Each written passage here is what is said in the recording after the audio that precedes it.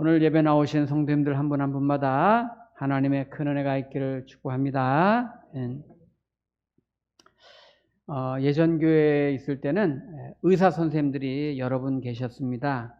그래서 종종 병원으로 신방하거나 방문할 기회가 있었는데요. 그 중에 한 병원을 가게 됐는데 사람들이 굉장히 많아요. 환자들이 굉장히 많은 거죠. 그래서 이제 그 의사 선생님 얘기하다 보니까, 목사님, 저희 병원은 외국에서 국가 원수가 방한했을 때 혹시 사고가 나면 긴급하게 입원할 수 있는 지정된 병원입니다. 이렇게 말하더라고요. 아마 전국 시도별로 한두 개씩 이렇게 지정이 돼 있는 것 같아요. 이제 긴급한 외국의 국가 원수가 왔을 때. 그래서 그런지 최첨단 의료 장비가 있고 특히 병원 진료비가 무지무지하게 비쌉니다. 그 얘기도 하고, 그 대신에 거기 직원들이 얼마나 친절한지 몰라요. 굉장히 친절해요. 여러분, 좋은 병원, 좋은 최고의 병원은 주로 어떤 사람들이 많이 오냐면 아픈 사람들이 많이 오죠. 그죠? 그것도 중증으로 아픈 환자들이 많이 오면 좋은 병원이죠. 좋은 병원일수록 건강한 사람은 별로 안 오는 거고 정말 아픈 사람이 많이 오는 거죠. 교회도 그렇습니다. 교회도 여러 부류의 사람 누구나 다 올 수 있지만 꼭 외형적인 기준이 아니라 그 영혼이 아프고 또 상처받고 절망적이고 또 모두 사실 죄인들이 모이는 곳이 교회잖아요. 그래서 건강한 사람이 교회, 영적으로 건강한 사람이 오는 곳이 아니라 사실 영적으로 뭔가 지치고 병들고 고단하고 아프고 상처받고 이런 분들이 교회에 오셔서 예수님 만나서 치료받고 회복되고 다시 소성케 되고 변화되고 새로워지는 그런 것이 교회인 거죠. 오늘 설교 제목이 멀리서 온 사람들이라고 했는데, 과연 멀리서 온 사람들이 어떤 사람들인지, 그리고 오늘 좋은 교회란 어떤 교회가 좋은 교회인지, 어떤 성도가 좋은 성도인지 우리가 오늘 말씀을 통해서 이제 새롭게 깨달았으면 좋겠습니다. 오늘 본문은 우리가 방금 읽은 것처럼 보리떡 7개, 생선 2마리, 그래서 칠병이어라고 보통 부르는 칠병이어로 4,000명을 먹이시고 남은 광주리가 거뒀더니 7광주리를 거뒀다. 이런 내용이 있어요. 사실은 여러분 기억하시죠? 마가복음 6장에서 이와 비슷한 일이 있었죠. 그때는 보리떡 5개와 물고기 2마리, 그래서 5병이어라고 해서 5,000명을 예수님이 먹이시고 남은 음식을 거뒀더니 12바구니를 거뒀더라. 이런 기적이 있었습니다. 그런데 그때 마가복음 6장에 나왔던 5병이어의 기적과 오늘 여기 8장에 나오는 이 7병이어의 기적은 숫자만 다를 뿐이지 패턴과 과정과 방식이 다 똑같아요. 그래서 6장과 9장은 비슷한 시기에 똑같은 기적이 일어나는데 숫자만 다른데, 그러면 다만 한 가지 다른 점이 뭐냐면, 앞에 6장에서 일어났던 보리떡 5개와 물고기 2마리는 그 대상자가 유대인들이었어요. 유대인들. 이스라엘 유대인들 백성들에게 베푼 것이고, 오늘 이 8장에서 일어난 보리떡 7개와 물고기 2마리는 이방인들, 지난 시간에 예수님 이방 땅으로 왔다 그랬잖아요. 이방인들에게 베푸시는 그런 하나님의 잔치상이란 말이에요. 요거를 염두에 두시고 오늘 8장 1절을 보겠습니다. 그 무렵에 또 큰 무리가 있어 먹을 것이 없는지라 예수께서 제자를 불러 이르시되. 네, 예수님이 지금 먹을 것이 없다. 이거 인류의 가장 큰 고통이죠. 어느 시대나 어느 나라나 먹을 것이 없구나. 그러면서 제자들을 불렀어요. 제자들에게 어떻게 해보자는 것이죠. 저는 우리 성도님들도 우리 자녀들도 우리가 공부하고 일하고 이렇게 건강하게 잘 성장해서 남을 먹여주는 사람으로, 남을 살리는 사람으로 살아가기를 여러분 축복합니다. 남에게 얻어먹는 사람 되지 말고, 평생 얻어먹는 사람 되지 말고 평생 남을 먹여주고 살려주고 베풀어주는 그런 꿈을 갖고 여러분 사시기를 축복합니다.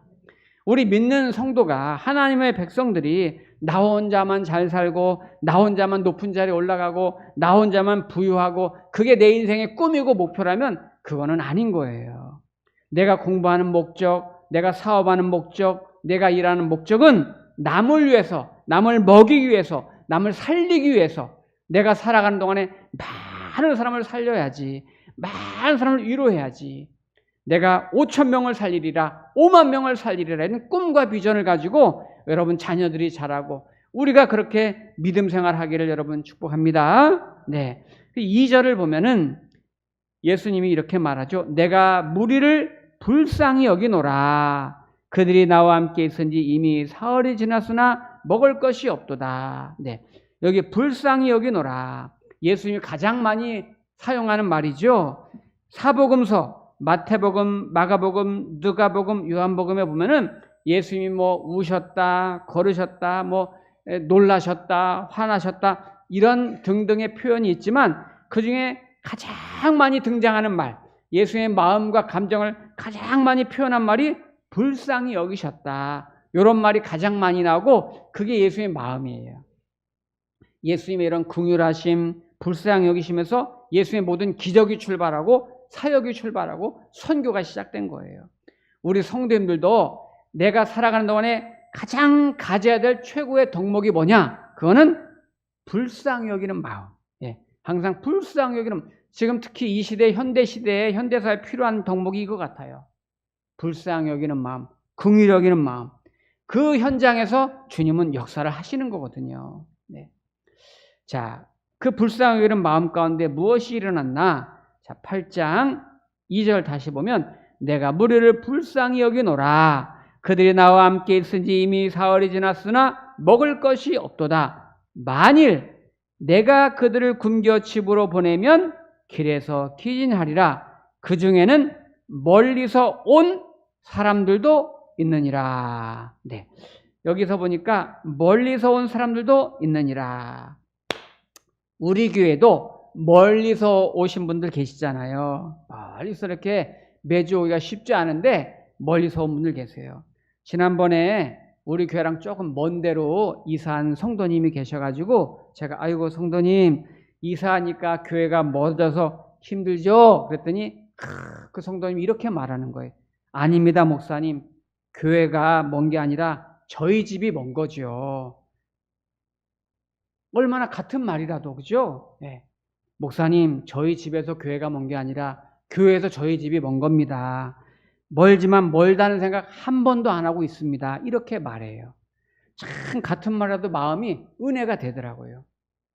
저 전주에서 목회하는 목사님이 계신데 이제 얼마 전에 통화를 이렇게 했어요. 그랬더니 이 목사님 전주에 한번 휴가 때 놀러 오면은 한옥마을 구경도 하고 내가 300집에서 국밥 사줄게 그러는 거예요. 그래서 300집에서 국밥요? 그랬더니 300집 몰라? 그러는 거예요. 300집이 무슨 집인데? 300집이 전주에서 콩나물 국밥집인데요. 이 국밥집이 엄청 유명하대요. 그러니까 간판 이름이 300집이에요. 300집. 네. 예전에는 간판도 없이 조그만 이렇게 구멍가게처럼 시작했던 이 국밥집인데 이름이 300집이 된 거는 손님이 얼마나 오는지 간에 하루에 300그릇 팔면 딱 문 닫는 거예요. 300그릇 팔면 딱 그날 문 닫는데 세상에 멀리서도 소문을 듣고 사람들이 어마어마하게 온대요. 하루에 300그릇이면 뭐 적지 않죠.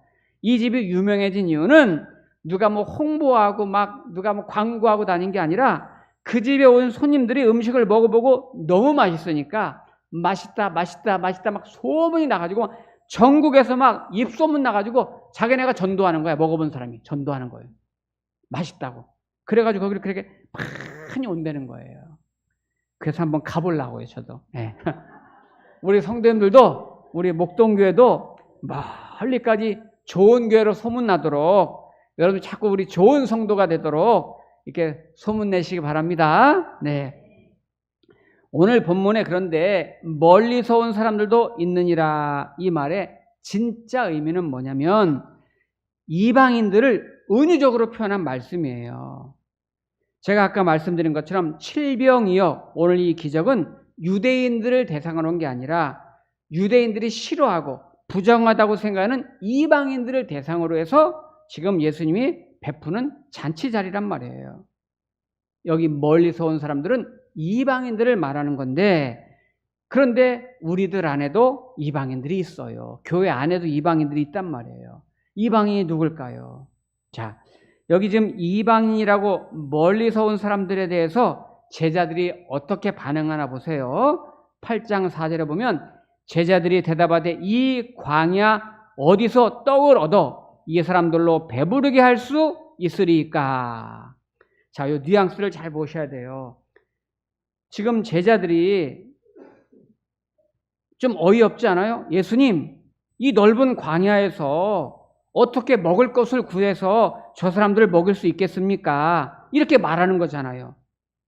그런데 여러분 생각해 보세요. 바로 얼마 전에 오병이어 기적이 있었잖아요. 거기도 없었어요, 먹을 게. 근데 예수님께서 5천 명을 먹이시는 기적을 베풀었단 말이에요. 제자들이 그거를 까먹었을까요?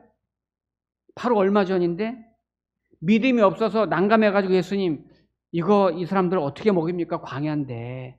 그러면 이 제자들 머리가 뭐 붕어빵처럼 IQ입니까? IQ가 그 정도밖에 안 될까요? 아니에요. 제자들이 다른 의미가 있는 거예요. 이 말은 예수님이 또 기적을 베풀 것 같은데 베풀려는 대상이 이방인들인 거예요. 그러니까 싫은 거예요. 싫은 거예요. 아니, 예수님 굳이 뭐 여기 와서 저 사람들에게까지 뭐 신경을 쓰십니까? 저 이방인들, 부정한 사람들에게까지 뭘 다 이런 걸 또 뭐 음식을 주시려고 하십니까? 이런 삐뚤어진 마음이 제자들에게 있는 거예요. 근데 이런 의식이 우리 성도들 사이에도 있을 수가 있다 이 말이에요. 내 주변에 우리 교회 안에 멀리서 온 사람이라고 생각하는 사람이 있다는 거예요. 제가 예전 교회 심우할 때 교회 나온 지 얼마 안 되는 성도님이 계셨어요. 근데 그분이 장애인이에요. 근데 어린 딸이 하나 있는데 중고등부 정도 되는데 그 딸도 장애인이에요. 저희 교회 등록을 했어요. 요즘으로 말하면 장애인인 엄마하고 딸이 등록을 했는데 기초수급자예요. 궁핍하고 가난하죠. 근데 그 딸이 장애가 있으니까 본인도 약간 주체할 수 없어서 가끔 이렇게 예배 드릴 때 막 방해도 하고 그래요. 일부러 방해하는 건 아니죠. 엄마가 예배 드리니까 엄마 하고 막 들어오는 거지. 장애니까. 모르니까. 근데 그 딸이 얼마 안 있다가 사고로 세상을 떠나게 됐어요. 여러분, 장애인이라도 장애인 엄마라도 그렇게 사랑스러운 딸을 아팠을 때 그 심정이 얼마나, 잃었을 때 얼마나 아프고 힘들겠어요. 자기 딸을 잃었을 때.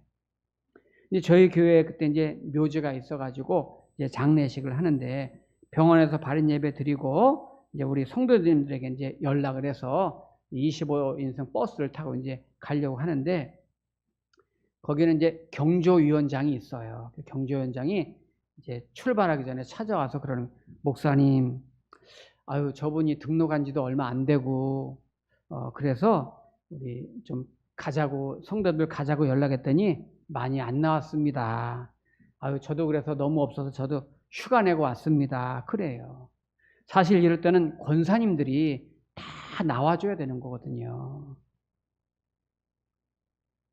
근데 권사님들이 뭐 모르는 사람이다, 우리 구역 아니다 이러면서 안 나온 거죠. 그래서 이제 제가 그러면 우리 교역자들이라도 다 가자 그래가지고 전사님들이랑 이제 전부 같이 이렇게 해서 25인승 타고서 이제 묘지로 가는 중인데 그 차량 안에서 누가 웃기는 말을 했는지 전사님들이랑 교인들이 깔깔거리고 막 떠드는 거예요. 박수 막 장난치듯이 막. 그래서 사실 마음이 좋지 않더라고요.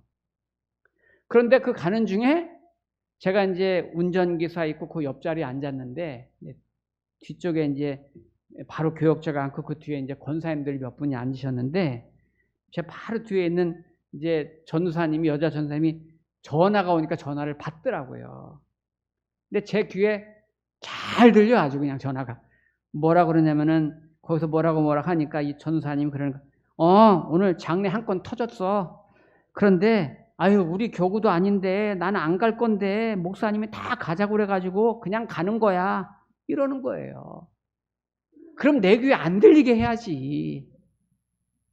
그 장례 마치고 제가 우리 교역자들만 잠깐 좀 보자고 했어요.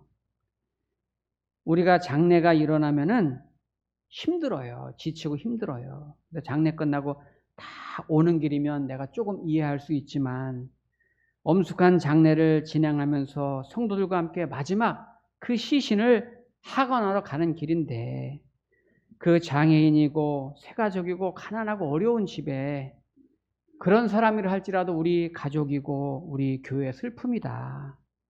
모두가 한 마음으로 위로하고 마지막까지 정성껏 보내드려야 되는데 꼭 그 시간에 그렇게 농담하고 장난치고 뭐 억지로 가는 것처럼 그렇게 장례를 참여하면 되겠느냐 이렇게 좋은 말로 했어요.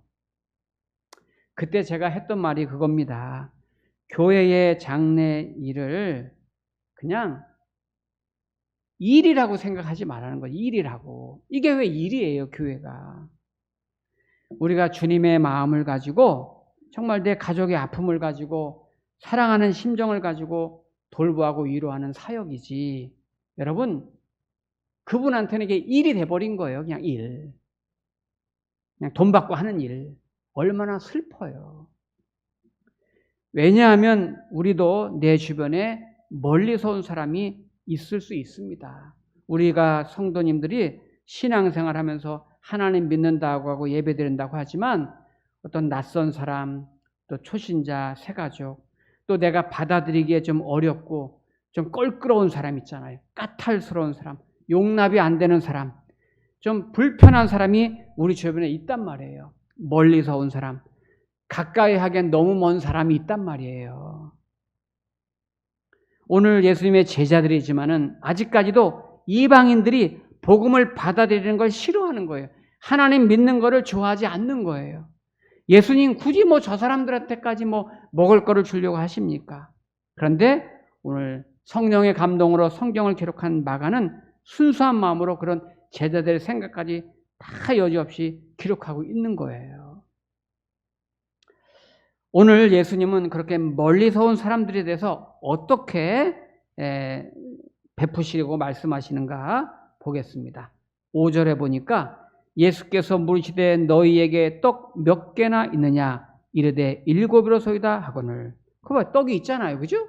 떡 있는데 6절에 보니까 6절에 보면 이제 중요한 4가지 단어가 있어요. 예수께서 무리를 명하사 땅에 앉게 하시고 떡 7개를 가지사 축사하시고 떼어 제자들에게 주어 나누어 주게 하시니 제자들이 무리에게 나누어 주더라. 또 작은 생선 2마리가 있는지라 이에 축복하시고 명하사 이것도 나누어 주게 하시니 배불리 먹고 남은 조각 7 광주리를 거두었으며. 네. 여기 6절에 보면요 4가지 중요한 동사가 나왔는데 6절에 다시 보면 예수께서 무리를 명하사 땅에 앉게 하시고 떡 7개를 첫째 가지사 떡 7개를 가지사, 두 번째는 축사하시고, 세 번째는 떼어, 네 번째는 나누어 주게 하라 이렇게 했어요. 첫 번째 여기서 떡 7개를 가지사 그랬잖아요. 원문에는 떡 7개를 받으사 이렇게 되어 있어요. 받으사. 네. 우리가 여기서 참 중요한 게 있는데 예수님도 떡을 받아서 나눠줬어요. 이 말은 우리가 가진 모든 것은 내 것이 없다 그 말이에요. 여러분 예수님도 만유의 주인이신데 내 것이라고 하지 않고 제자들에게 떡 몇 개 있느냐 그걸 받아가지고 나누어주는 형식을 취했습니다. 우리가 성도로서 살아갈 때 이런 자세를 가르쳐 주는 거예요. 저와 여러분들이 가지고 있는 것 모든 것 내 것이 하나도 없어요. 내 생명도 건강도 시간도 재산도 능력도 모든 것 받지 않은 것이 하나도 없습니다. 우리가 태어날 때 생명부터 태어나면서 가지고 온 게 하나도 없어요. 모든 것 주님이 주신 거예요. 그래서 여러분 기억하세요. 내가 누군가에게 도와준다, 도움을 준다, 나눠준다 할 때 조심하셔야 돼요.